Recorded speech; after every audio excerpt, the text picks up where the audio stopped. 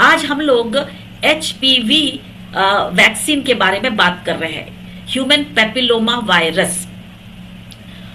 इसको बताने के लिए सबसे पहले मैं ऐसा बताना चाहती हूं आपको कि हम लोगों का जो शरीर है ईश्वर की बनाई हुई परफेक्ट रचना है, डिजाइन है। ये ओरिजिनल डिजाइन को क्या करते हैं, विचलित कर देते हैं लोग। डिविएशन इन द डिजाइन जब होता है तब बीमारी भी होगी और लड़ाई भी होगी। तो हम लोगों को क्या करना है, जो डिविएशन हो गया है, जो सही डिजाइन है, संरचना है, उसमें जो उलझन आ गई है उसको फिर से सुलझाना है, पुनः स्थापित करना है। इसीलिए ये कॉन्फ्रेंस है। तो सबसे पहली बात सब लोगों को मालूम होना चाहिए कि our cells are designed to detox. हमारी जो कोशिकाएं हैं वो विश्व मुक्ति के लिए ही बनाई गई है। मैं इसको कहती हूँ मोक्ष के लिए बनाई गई। मोक्ष का मतलब होता है मुक्ति विश्व से, अर्थात उद्धार। जहां पर उद्धार होगा वहीं पर पुनरुत्थान होगा। हमारी कोशिकाएं पुनरुत्थित होती हैं कैसे? स्टेम सेल के द्वारा। किडनी में और हमारे लिवर में सबसे ज्यादा स्टेम सेल होते हैं, बाकी सारे कोशिकाओं में भी स्टेम सेल होते हैं। उनका काम ही होता है कि जहां इन्फ्लेमेशन है उसको हटाओ और नई कोशिका को बनाओ। तो ये है ओरिजिनल डिजाइन। इस ओरिजिनल डिजाइन को मेंटेन करने की जिम्मेदारी हर एक व्यक्ति को है। उस जिम्मेदारी को पूरा करने के लिए जानकारी सही होनी चाहिए। तो हम लोग यहाँ पर सही जानकारी देने के लिए बैठे हैं। बीमारी और लड़ाई ये दोनों चीजें खत्म होनी चाहिए हमारे इंफॉर्मेशन से। अब इंफॉर्मेशन ये है कि सिर्फ एक ही बीमारी होती है और उस बीमारी का नाम है विष, टॉक्सिन, जिसको लैटिन की भाषा में कहते हैं वायरस। वायरस मतलब पॉइजन। एक ही बीमारी है, ठीक है ना। और बीमारी के और इसके लिए एक ही इलाज होता है जिसका नाम है डिटॉक्स, मतलब विष मुक्ति, विष से मुक्ति करना, मोक्ष करना, एक ही होता है उसका इलाज। नाम क्यों है हजारों बीमारी के? अकॉर्डिंग टू द लोकेशन, मतलब टॉक्सिन के लोकेशन के हिसाब से उसके नाम होंगे।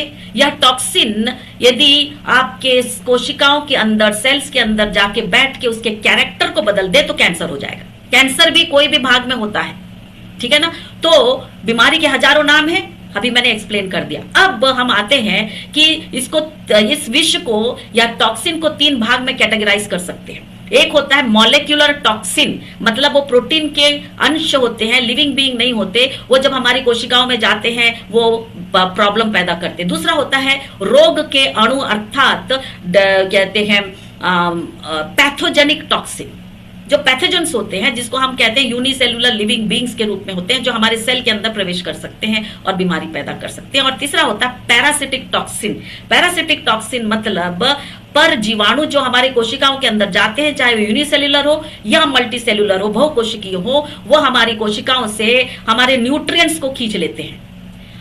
अगली तीसरी चीज हमें याद रखनी है कि हमारी कोशिकाएं टॉक्सिन को एफिशिएंटली बाहर सिर्फ 2 कंडीशन में नहीं निकालती हैं। एक एक्सेस सप्लाई ऑफ टॉक्सिन और दूसरा होता है माल नरिशमेंट, कुपोषण हमारी कोशिकाओं का होता है तब ही। अब ये जो टॉक्सिन हमारी कोशिकाओं में कैसा होता है, जब भी कोई वस्तु हो या फिर कोई जीव हो हमारी कोशिकाओं में प्रवेश करके कोशिकाओं के पीएच को 7 से कम कर दे या फिर 8 से ज्यादा कर दे, तो वो हमारी कोशिकाओं के लिए टॉक्सिक है, वहां पर बीमारी पैदा होगी, है ना। अब इसमें कोई मतलब नहीं कि कोई कहेगी कि कहते हैं कोई वायरस होता है या नहीं होता है, जीवाणु है या नहीं है। एक चीज पक्का है कि बीमारी तो दिखाई देती है, कि हमारी कोशिकाएं आवाज करके कहती हैं मालिक आपके टॉक्सिन को नहीं निकाल सका।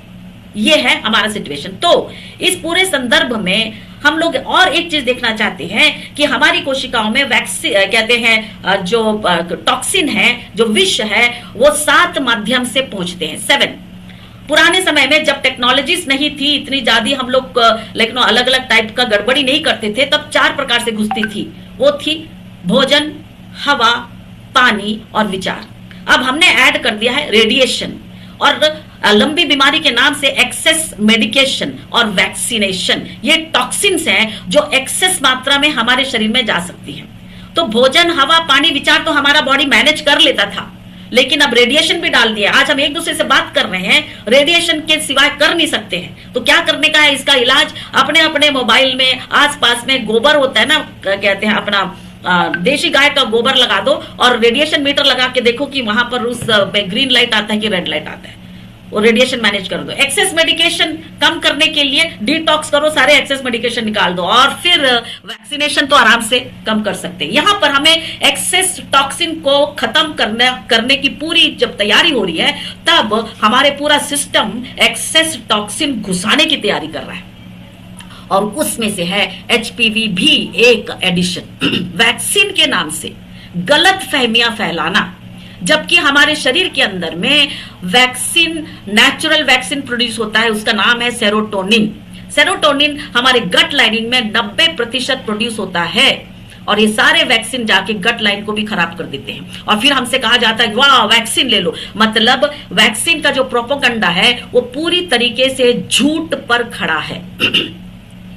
एचपीवी वैक्सीन जो है, ह्यूमन पैपिलोमा वायरस, ये ऐसे मॉलिक्यूल्स हैं जो कि शरीर में कब प्रवेश करेंगे, जब मल्टीपल सेक्सुअल पार्टनरशिप होती है। यदि हमारे बच्चों को 13 साल 14 साल के लोगों को एचपीवी वैक्सीन लगवाने के लिए इतनी प्रोपेगेंडा किया जा रहा है, प्रधानमंत्री से लेकर, हाँ, इससे पहले कि ये प्रधानमंत्री बने 2014 के आसपास में, कहते हैं गेट्स फाउंडेशन के साथ में मिलकर ये लोग उस समय से प्लानिंग किए थे कि हमारे देश के सभी बच्चों को, सब बेटियों को हम बेटी बचाएंगे। बेटी बचाने के नाम से इन्होंने बेटी को बर्बाद करने की तैयारी उस समय से कर रखी है। आज हमको जागना है। ये जो टॉक्सिन है, ह्यूमन पैपिलोमा वायरस जो टॉक्सिन है, ये टॉक्सिन कहते हैं मल्टीपल सेक्सुअल पार्टनरशिप में होती है। उसका मतलब हमारे बच्चे लोगों को इन्होंने क्या समझ रखा है ना, ये पहले हर माता पिता को याद होना चाहिए। और दूसरी बात होती है, इसमें इसको लगाने से, इसकी जो वैक्सीन है उसको लगाने से कोई गारंटी नहीं है, कोई स्टडी अभी तक उपलब्ध नहीं है जो बताएगी कि ये पूरी तरह से सेफ है।